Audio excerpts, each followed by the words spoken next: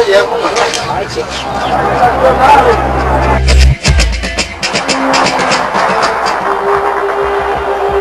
trabalhador brasileiro.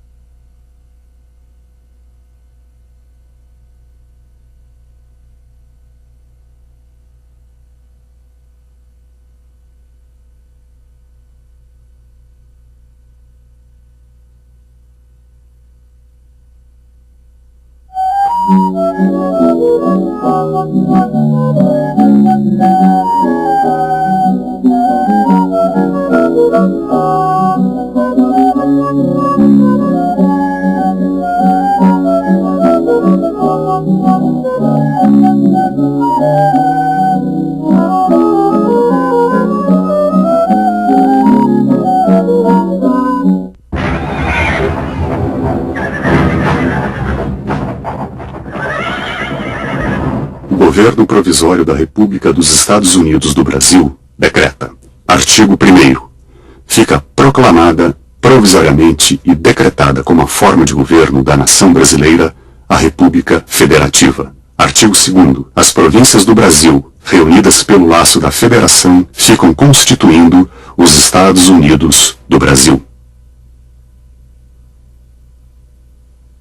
A proclamação da República se deveu a duas forças muito diferentes, do ponto de vista social e do ponto de vista ideológico. Uma dessas forças era representada pelos partidos regionais.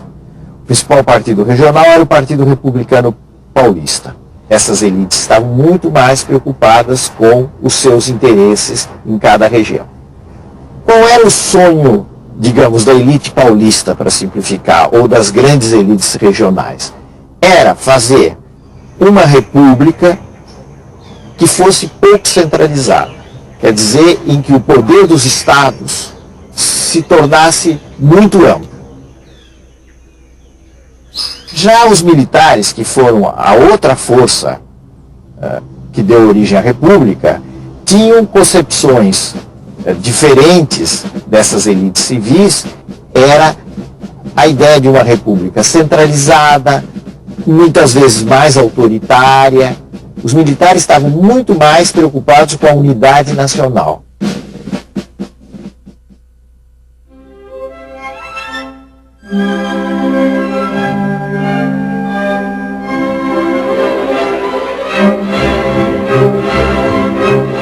Essa luta foi ganha pelas elites civis. Nos primeiros tempos, os militares predominaram. Basta se pensar nos governos de Deodoro e Floriano.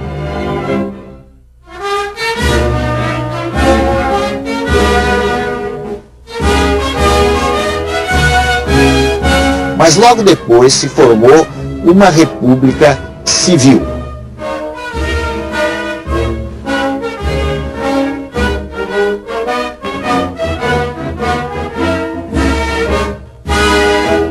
A maior prova de que as elites civis triunfaram é a Constituição Republicana, que foi aprovada em 1891, que era o modelo da República Federativa. Isto é, o Brasil ficava dividido em vários estados e reunido numa federação desses estados.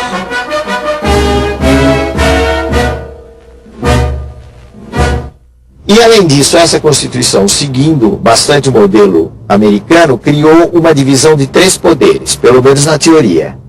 Esses 3 poderes eram o poder executivo, que executa as leis, ou que encaminha leis para o Congresso, o poder legislativo, que faz as leis, a Câmara dos Deputados e o Senado, e o poder judiciário, que julga o conflito entre os cidadãos, ou então interpreta as leis, interpreta a Constituição. O que a Primeira República fez, em continuação com os últimos anos do Império, foi manter o voto só para as pessoas alfabetizadas. Mas, ao mesmo tempo, abriu um instrumento que, vamos dizer assim, convidava à fraude eleitoral. Esse instrumento era a inexistência do voto secreto. Como o voto era aberto, todo mundo sabia o voto de um determinado cidadão, a possibilidade do cidadão ser pressionado a votar em determinados candidatos, sobretudo no campo, era muito grande.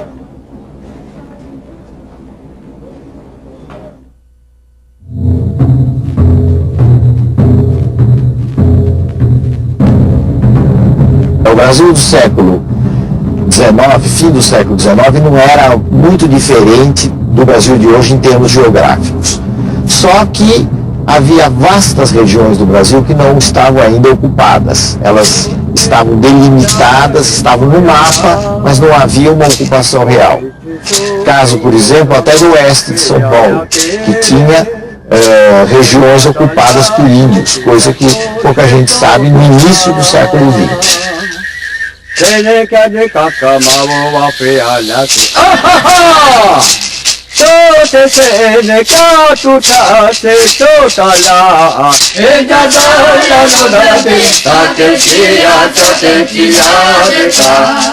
Há uma frase muito comum nessa época da Primeira República,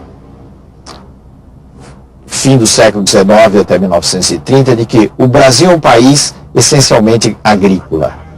Quer dizer, vamos nos fixar em atividades agrícolas e vamos esquecer tudo mais.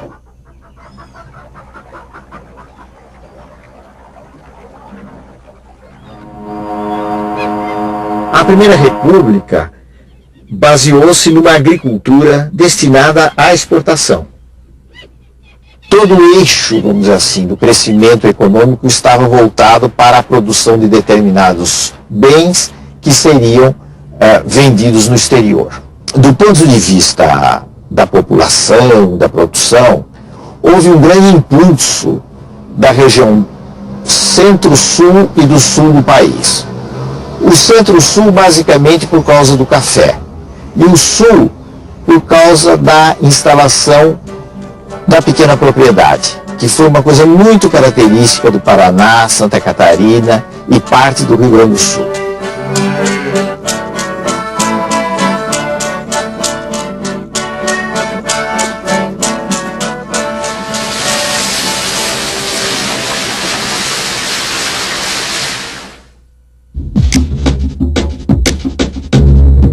A partir de 1880, por aí, surgiu a produção de borracha. A produção de borracha ocorreu principalmente na região da Amazônia e, por algum tempo, trouxe uma grande transformação naquela área. A borracha, até 1910, mais ou menos, foi o segundo produto de exportação brasileira, depois do café, e superou, portanto, o açúcar. A borracha gerou uma riqueza muito grande porque havia uma busca enorme de borracha, primeiro pela entrada da bicicleta, o pneu de bicicleta, pneu de borracha para bicicleta em larga escala, e depois com o surgimento do automóvel. A paisagem do norte do país mudou muito com a borracha, porque aquela riqueza concentrada permitiu um desenvolvimento econômico nas mãos de uns poucos e, sobretudo, uma alteração da fisionomia urbana de Manaus e de Belém.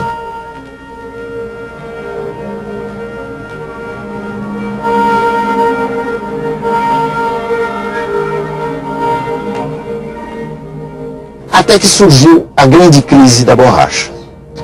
A grande crise se deu aí por volta de 1910, quando as plantações inglesas na Ásia, na região da Malásia, começaram a concorrer fortemente com a borracha brasileira.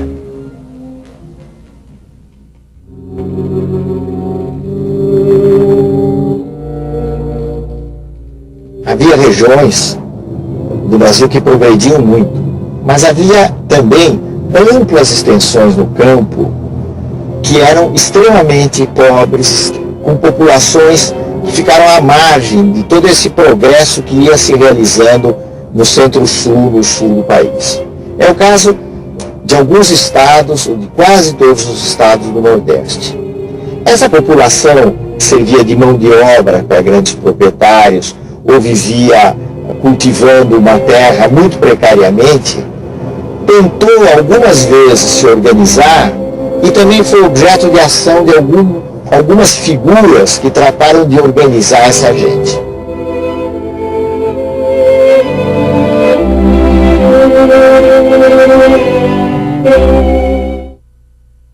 Dos movimentos no campo, o mais importante e o mais conhecido foi o de Canudos, que se instalou no norte da Bahia, perto da cidade de Jeremoabo, entre 1893 até a sua liquidação em 1897. O Arranhal tinha como figura central uma figura urbana, que era o Antônio Conselheiro, que era uma espécie de figura de um missionário. E o conselheiro foi muito hábil em reunir sertanejos atacados pela seca, pelas más condições de vida, e que buscaram no Arraial de Canudos uma forma comunitária de melhores condições da sua existência, ou dar mais sentido à sua existência.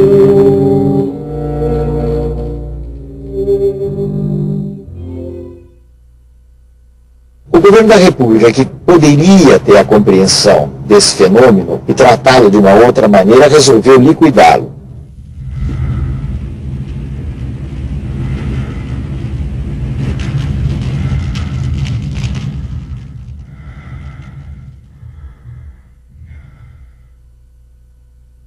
Canudos não se rendeu.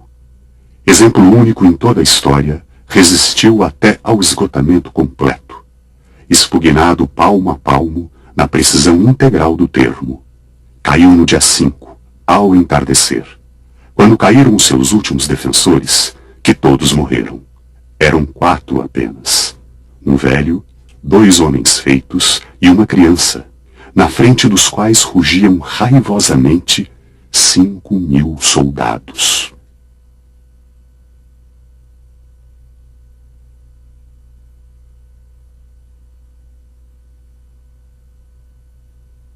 O Rio passou por uma grande transformação urbana.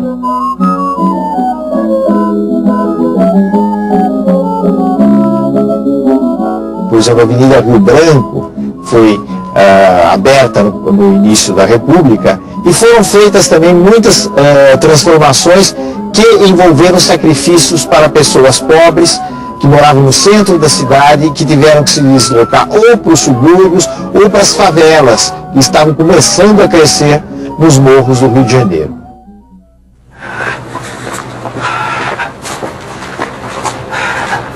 Quem anda pelos morros que cercam a cidade, quem pelustra essa misteriosa e lôbrega zona de casebres e de estalagens em que vive essa gente miserável, é que pode saber o que é a crise terrível de higiene e de moral que a cidade está atravessando.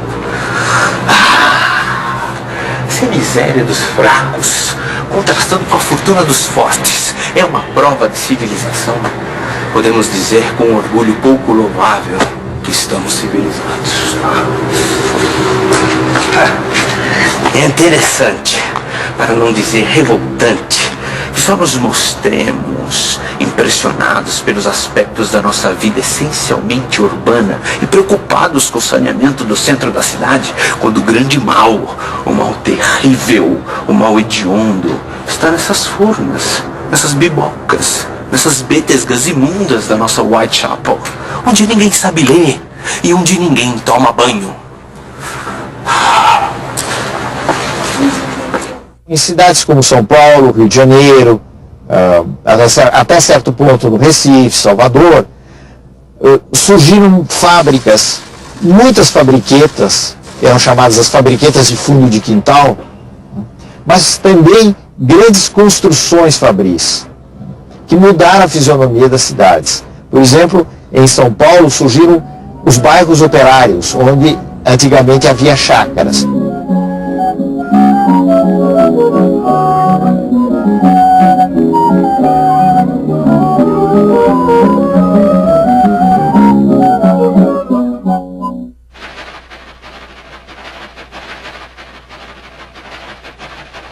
esse impulso, no caso de São Paulo, foi muito gerado através da própria atividade cafeeira, através do próprio negócio do café. Por quê? Porque o café gerou uma grande expansão econômica, uma urbanização, quer dizer, as cidades cresceram muito, a cidade de São Paulo cresceu muito, e criou assim um mercado interno, um mercado para os produtos industriais. Foi por essa via que as indústrias começaram a crescer no país.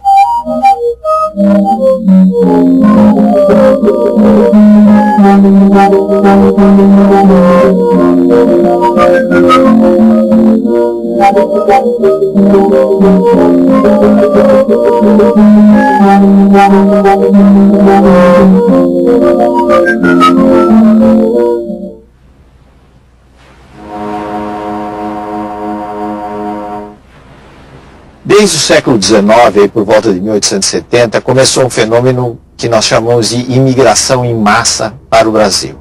Esse movimento teve uma parte concentrada no sul, onde já havia uma velha imigração alemã, sendo que agora vieram principalmente colonos italianos.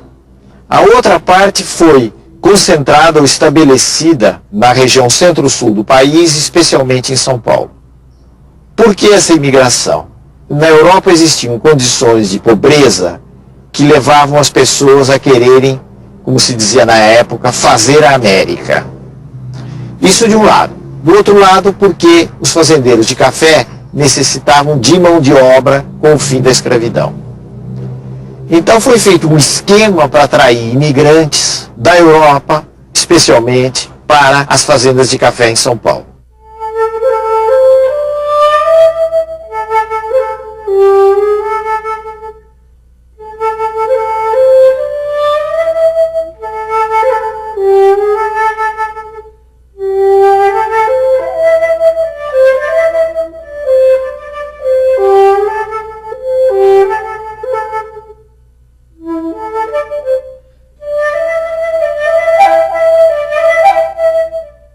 Os imigrantes que vieram para o Brasil em grande número foram os principais responsáveis pela introdução no Brasil de uma série de ideias que a gente genericamente pode chamar de ideias socialistas. Dentre essas ideias, talvez a ideia mais importante no caso brasileiro foi a dos anarquistas.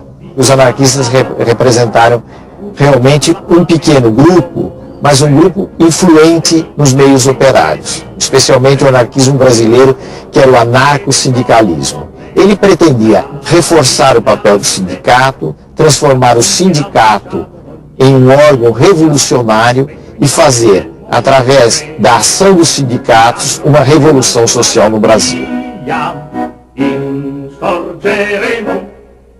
Mas é preciso lembrar que entre essas pretensões e a realidade do país, existia uma distância muito grande. Então, os anarquistas, na realidade, foram defensores de direitos dos trabalhadores. 8 horas de trabalho, igualdade de salário para as mulheres e os homens, coisas desse tipo que eram muito importantes, estavam próximas da realidade e ao mesmo tempo não tinham nada de revolucionários.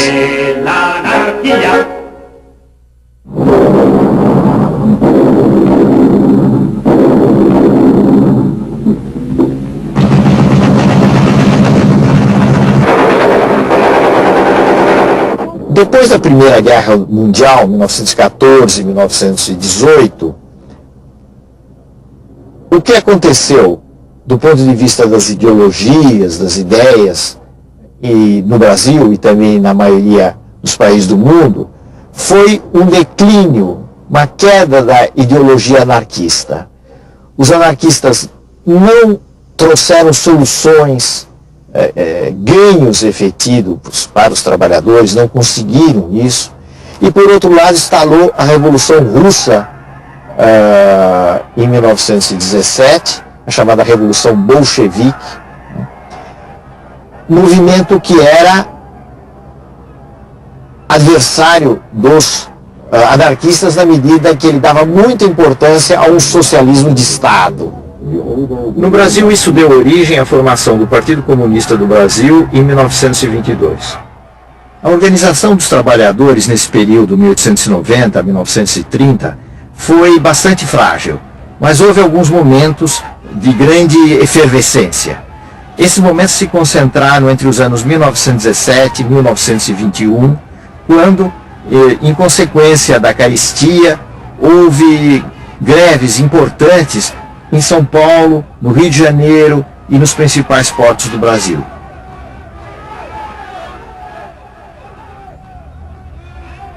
Começaram a se acumular sintomas, sinais de crise da Primeira República. Um desses sinais foi o chamado movimento tenentista, que representou uma expressão de insatisfação dentro do Exército e, em muito menor escala, dentro da Marinha, contra o chamado sistema oligárquico. Por que essa insatisfação dos tenentes? Porque eles sonhavam com um tipo de república centralizada, unificada, que não favorecesse os estados maiores.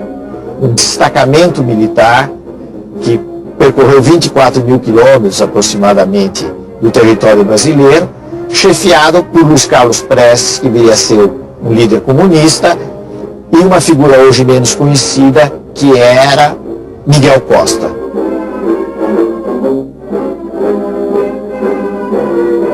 Por volta de 1927, o movimento terminou. Perdeu, de certo modo, o seu caminho. A grande parte dos tenentes se exilaram na Bolívia, na Argentina, outros foram presos. E vamos dizer, o tenentismo ficou mais ou menos entre parênteses.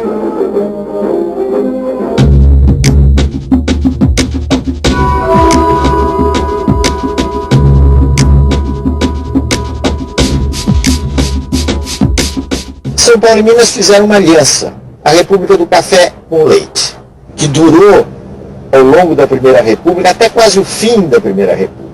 São Paulo teve uma forte predominância na Primeira República, e São Paulo tinha como base econômica o café, e Minas também teve essa predominância, e o leite, a produção de leite, era um fator econômico importante das atividades agrícolas e pastoris de Minas Gerais.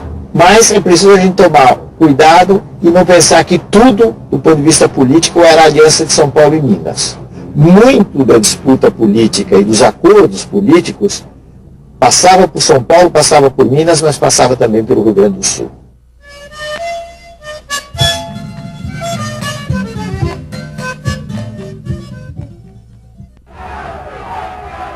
Para as eleições de 1930, aconteceu uma quebra da aliança São Paulo e Minas.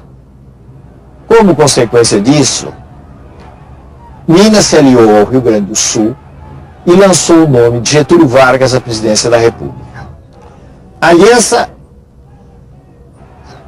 evidentemente, representava interesses do ponto de vista econômico que não estavam diretamente vinculados com o café. Minas, especialmente o Rio Grande do Sul e outros estados do Nordeste que deram apoio a essa aliança, chamada de Aliança Liberal. A Aliança Liberal perdeu as eleições de 1930. Significa que em 1º de março de 1930, Getúlio foi derrotado. Alguém diria, Getúlio foi derrotado pela fraude, venceu Júlio Prestes, que era o candidato de São Paulo e da Paraíba, com alguns outros apoios. Gaúcho, meu irmãozinho mineiro, seu Julinho é que vai ter. Porque cidade Julinho é um caboclo brasileiro, brasileiro como quer. O que houve de novo naquela altura foi o fato de que um setor da oposição civil, um setor da Aliança Liberal, principalmente os nomes mais jovens, não se conformaram com o resultado das eleições. E resolveram apelar por uma revolução. Esse era o dado novo entre março e outubro de 1930. Ora, para fazer uma revolução, eles precisariam, naturalmente, de força armada. E eles foram buscar velhos inimigos deles, que eram os tenentes. A grande maioria dessas elites da Aliança Liberal haviam combatido os tenentes. Os tenentes estavam no exílio, ou estavam meio na sombra, e agora representava uma carta importante para se estourar uma revolução.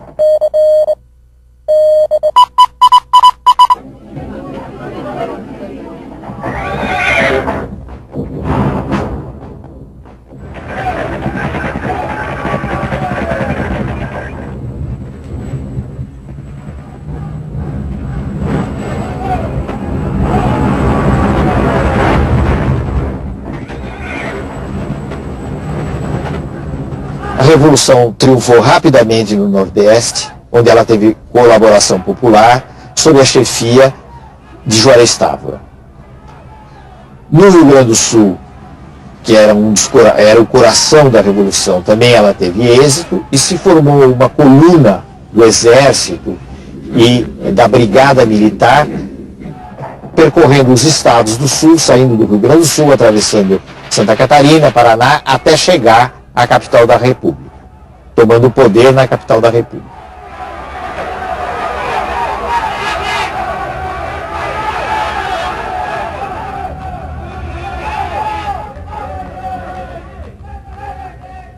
No próximo programa, Getúlio Vargas no poder. Primeiro um período transitório, depois o Estado Novo, feito para durar. A Segunda Guerra Mundial, seus compromissos e oportunidades para o Brasil. Ao ver o povo encarnado, sem se pintar mudou de cor. Veja, C-U-T, L-I-O, C-U. Veja, C-U-T, L-I-O, C-U.